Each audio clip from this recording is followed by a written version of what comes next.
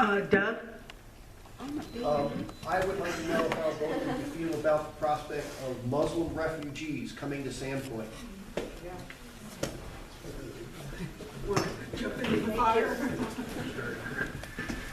Okay, I've done a little, is that good enough? I've done a little research on this.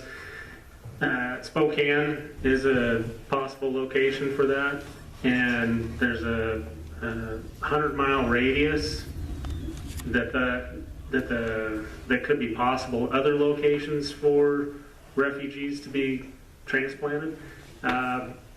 It looks to me like Sandpoint is probably one of the last places on the list for that to happen.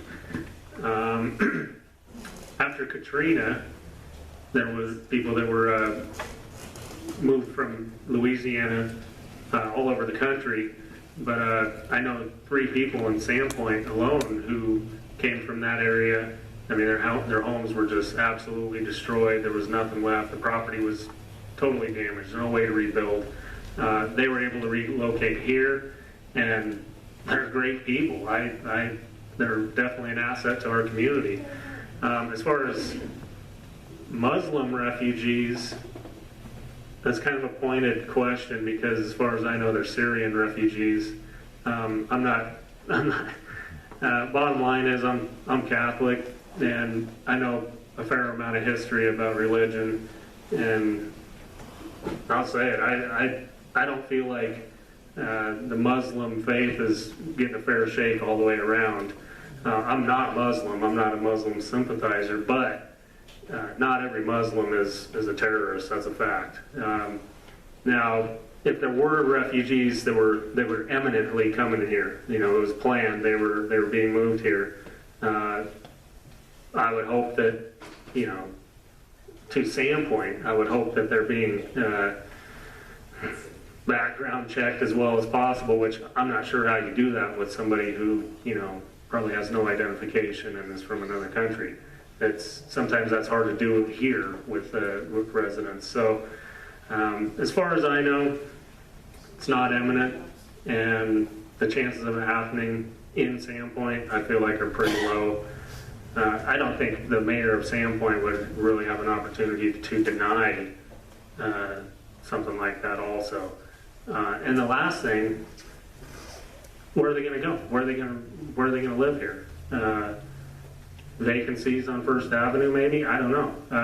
Can they afford water and sewer rates in Sandpoint?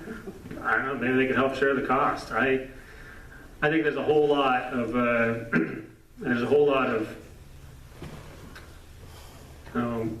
negative over this, and honestly, I think it's because the media is very sensational. They'll do a lot of things to get us fired up over something that's a very unlikely possibility.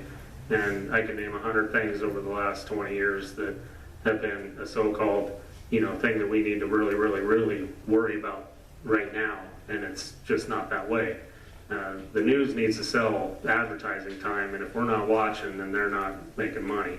News is a business. So that's my feeling on it. If there's people coming here that are bad, I would do everything possible to stop that from happening. I have 5 boys. I don't want my kids.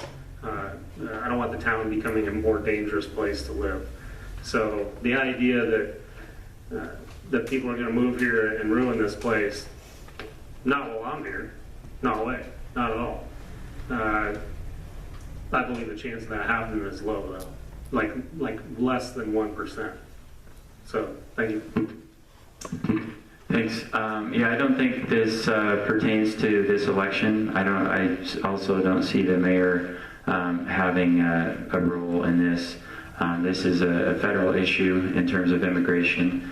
And, as far as I understand, and I'm not super familiar with national immigration policy, but I know that the U.S. has one of the tightest immigration policies anywhere. So,